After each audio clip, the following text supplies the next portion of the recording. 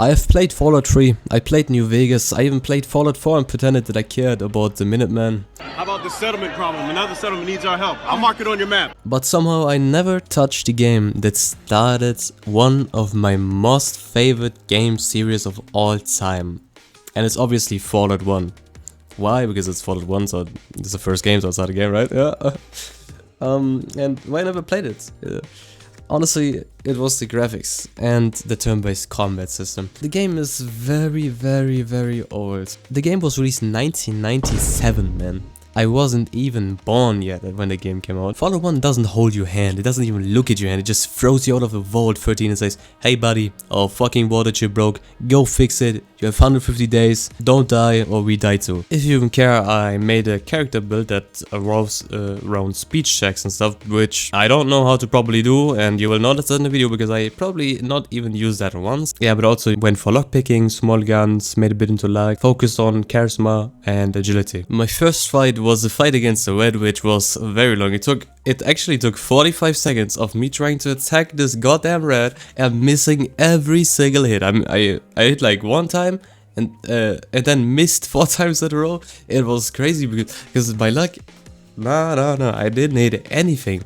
So I just pretty much made the decision to just run through the cave. As you can see, we only have one location marked, and that is Vault 15. Vault 15 is the only clue that we got on finding the water chip to save our people. But on the way to Vault 15 we came across another settlement which is called Shady Sands. Your business in Shady Sands might be... This guy is called Zeph. Zeph just pretty much tells me about some raiders and some red scorpions who plague the village pretty much. He gives quests so we can actually take care of the raiders, I think, and especially the red scorpions. Zeph is also the first NPC that you're probably gonna talk to when you play this game for the first time. While exploring the village, I discovered a guy called Ian who would join us for 100 caps, but I'm broke, and yeah, that's pretty much self-explanatory. I found a book and a rope in another bookshelf.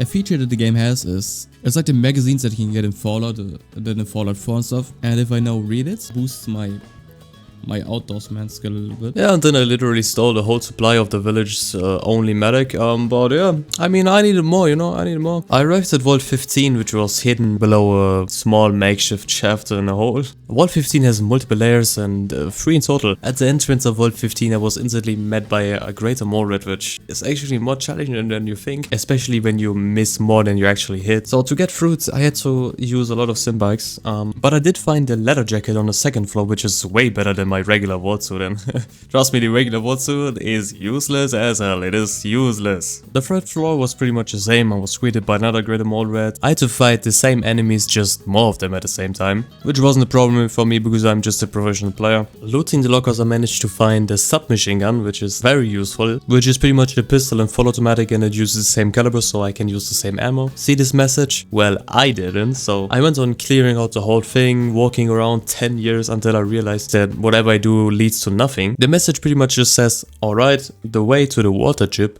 is completely buried, so there's no way to get it and I can pretty much go, but I didn't read that. So I killed the rest of the mutants and walked around for 10 years and then just finally googled until I realized, alright, I can go because I got the message and stuff. As I couldn't get a water chip in Vault 15, I decided to go back to Shady Sands and talk to Ian, who taught me about a city called the Hub. And why would they make an NPC right in Shady Sands telling me to go to the Hub, or better said, the direction to the Hub? So I figured my best bet would be to just try to get a water chip in the Hub.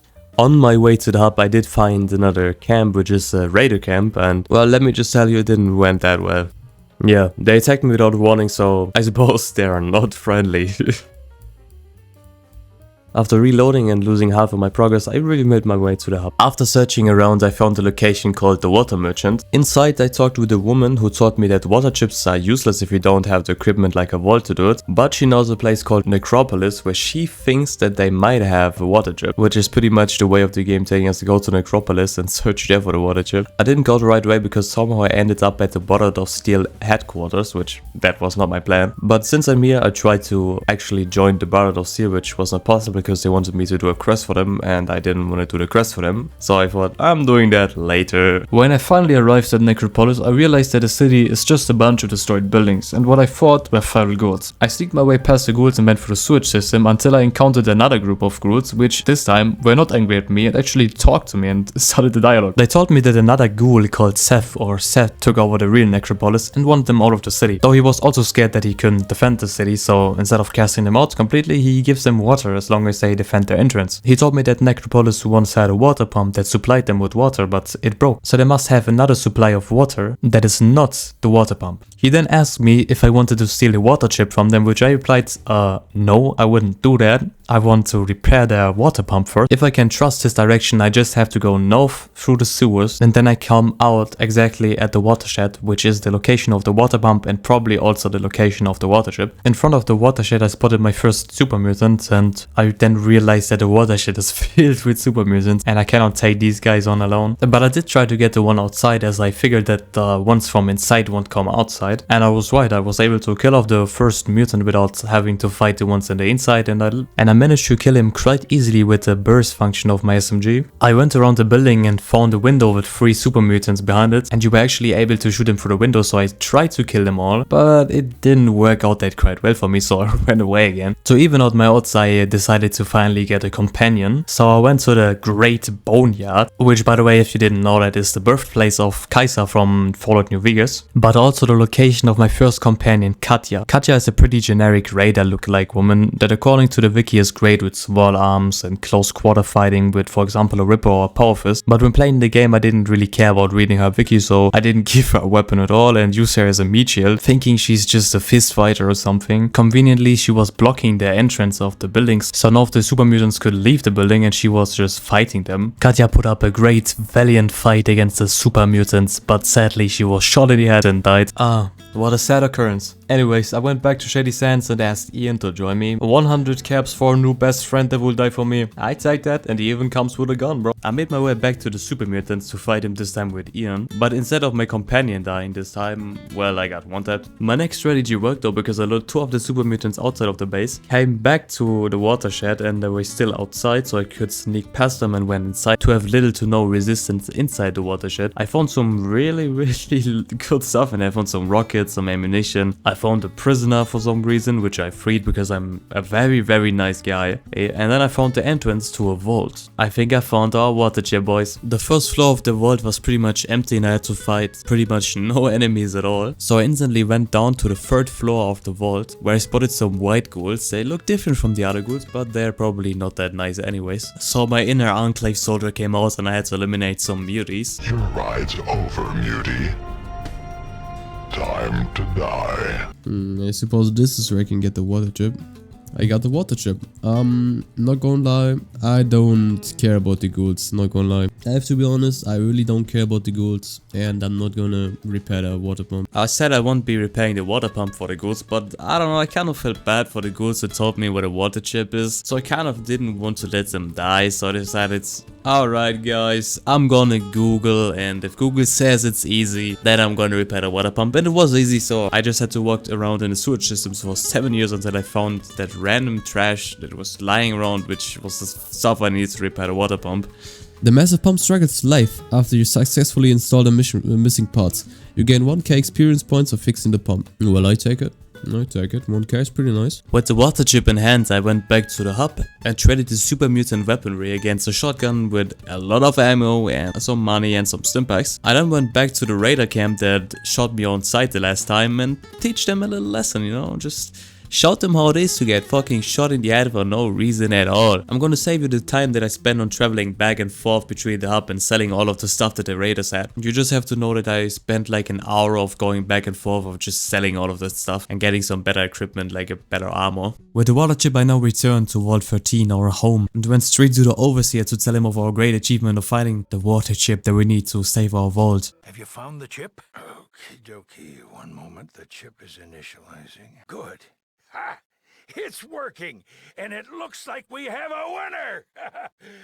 Oh, you've saved us. You've done it. You saved the vault.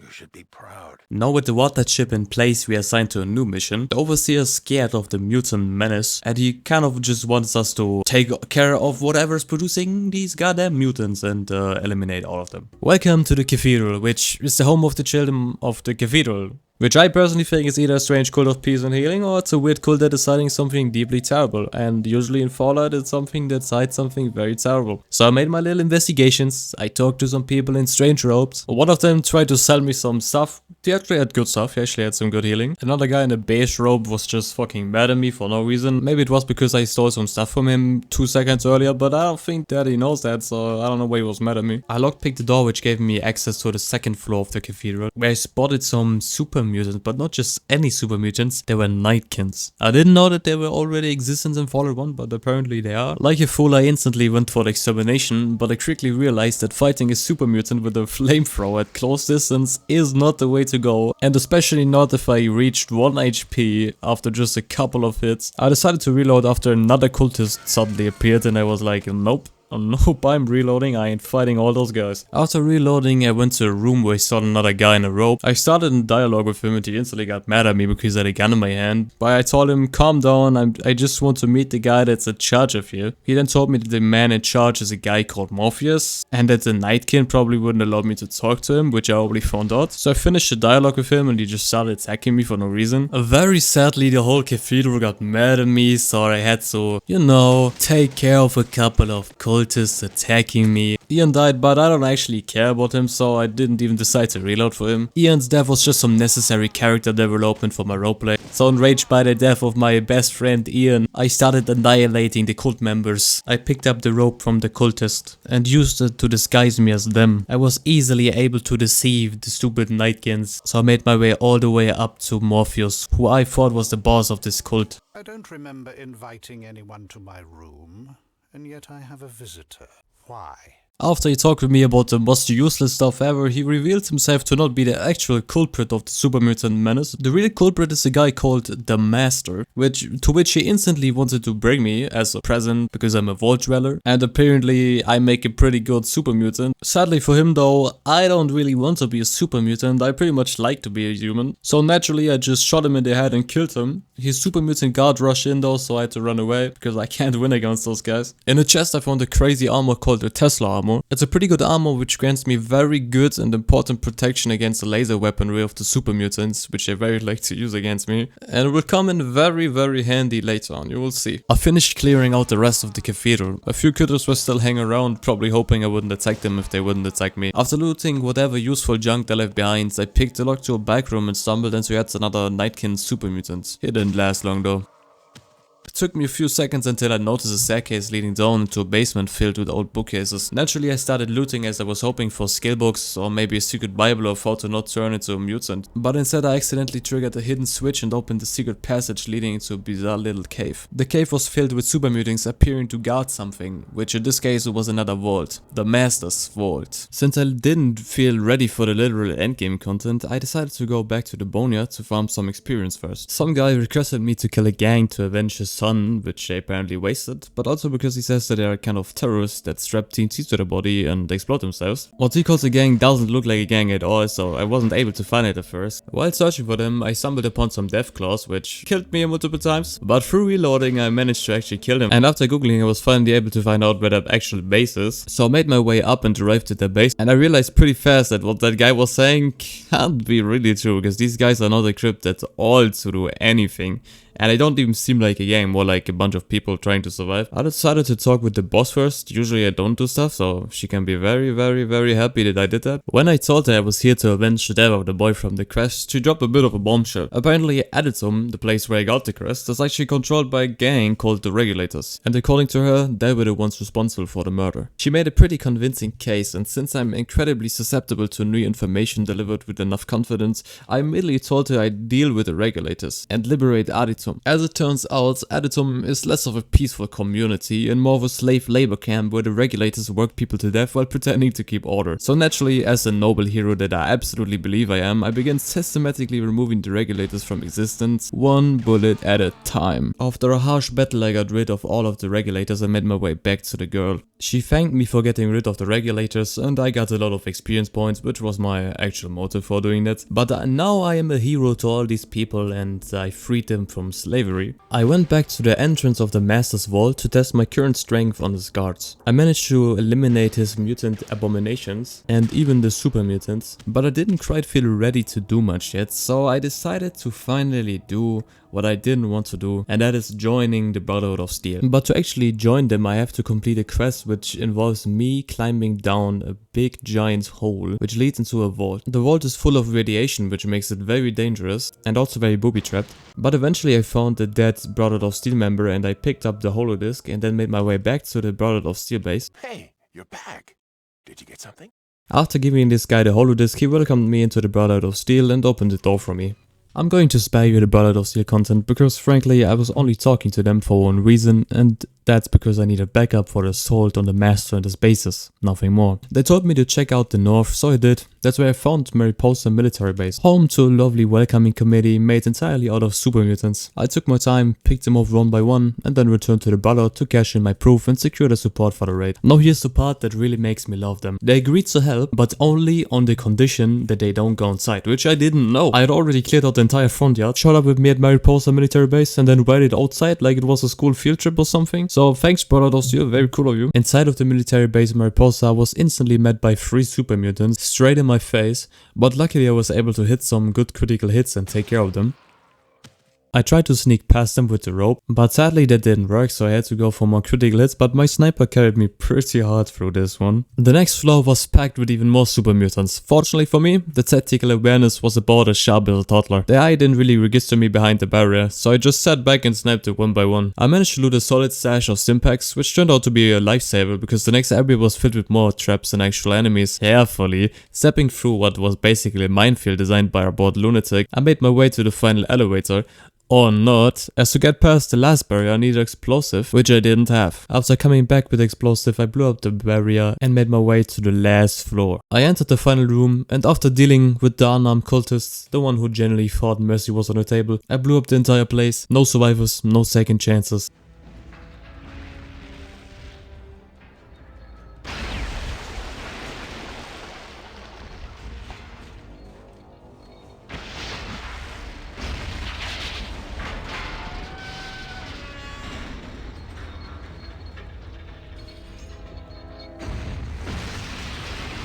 What we just destroyed was the forced evolutionary virus of a short FEV. To create super mutants, the Master needs pure humans, which in most cases are vault dwellers, like me. The Mariposa military base was the main location where FEV was researched and used to create super mutants, which means through its destruction, the Master lost his primary source of FEV and the ability to create new super mutants. It's time that the Master's reign will come to an end. The super mutant army will be stopped by my hands. Couldn't have said it better myself. Oh wait, that was me. Anyways, I made my way back to the Master's Vault. After taking every drug in existence, I instantly went down to the 3rd floor, where a lot of goddamn super mutants were waiting for me. I decided to put my collective IQ to good use by baiting some of them one by one into another room, turning the whole thing into a very easy fight. Eventually, a few more cultists and ropes came stumbling out of the room on the right, and some of them were even armed this time. Adorable. Naturally, I made sure none of them got the chance to escape, and after that, I sniped the last 2 super mutants on this floor without much effort. I told myself that this will be the end of the Master, and I will make sure of it. You guys are not the Master. You guys are not the Master. I thought the way to the Master must be on the 2nd floor then, but after clearing out the 2nd floor and doing some questionable hostage release, I couldn't find a way there either, so I went back to the 3rd floor and realized that there is a door that I haven't opened yet, and after opening it I found the way to the Master. So what shall it be? Do you join the Unity, or do you die here? Join. Die! Join. Die! I doubt even the FEV will Help. you. Why am I talking? You think you can destroy me? Destroy? Me. The problem with the drug usage is that it also reduces my intelligence, and I used so much of it that my intelligence was so low that I couldn't properly talk with the Master, so he just attacked me. He had some little robots attacking me, so I hid behind the pillar to destroy the things first before I fight against the Master. My flamethrower made pretty easy work out of them. I found a really good distance between me and the master, where I still have a good chance of hitting him, but his minigun does not shred me to pieces. After relentless tanking of minigun hit, and after he survived many sniper shots, I was finally able to give him the final blow, finishing him off for good, and stopping the super mutant army from taking over the world. After the master's death, I only had 235 seconds to make my escape before the whole place would explode. Instead of wasting time fighting the master's leftover soldiers, I decided to just leave. The explosion will handle them for me. There's no need to play cleanup crew when the building is about to become a crater anyway. Sometimes the smartest move is running away.